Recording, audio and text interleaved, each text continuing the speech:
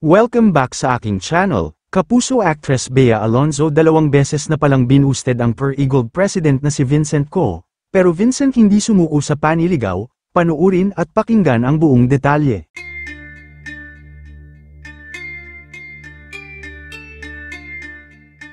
Mukhang dumaan nga sa butas ng karayom ang businessman at pure gold president na si Vincent Co bago niya mapasagot ang kapuso actress na si Bea Alonzo.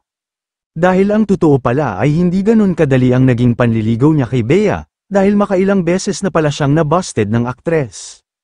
Ayon pa sa mga ulat, ay ayaw talagang magpaligaw ni Bea kay Vincent, dahil hindi type ni Bea ang ganitong tipo na lalaki. Alam naman natin lahat na mahilig din si Bea sa mga gwapo. Dahil hindi naman mapagkakaila na sobrang ganda din ni Bea, bukod dyan ay sobrang yaman din, kaya naman hindi na niya talaga kailangan pa si Vincent sa buhay niya dahil bilyonaryo na siya. Pero, hindi naman ito naging hadlang para sumuko si Vincent. May kasabihan na tayo na, try and try until you succeed, dahil mas lalo pa siyang nagdoble effort para lang magustuhan siya ni Bea. Kaya ang naging siste ay hindi niya dinaan sa yaman, kundi dinaan niya sa pagsusumikap at pagtsatsaga para makuha niya ang matamis na oo ng aktres. Kaya naman maganda ang naging bunga ng kanyang pag-e-effort kay Bea, hanggang maging sila na nga dahil sinagot na siya nito. Ayon pa nga sa ilang ulat, ay mukhang manloloko daw kasi si Vincent at mukhang chick boy din daw, hindi naman daw ito malabo dahil sobrang yaman nito, at maraming babae ang magkakagusto sa kanya.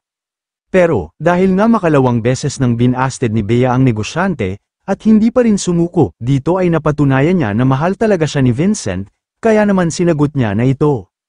Well, pinakita lang ni Bea na hindi uubra sa kanya ang bilyong pera mo, kung hindi ka naman niya gusto. Si Dominic Roque nga ay hindi naman ganun kayaman pero sinagot agad niya, diba? Sa ngayon ay nasa 37 years old na si Bea, at sa edad niya ngayon ay pwedeng-pwede na siyang magkapamilya, at pwede na rin siyang magkaanak, dahil stable na ang kanyang buhay.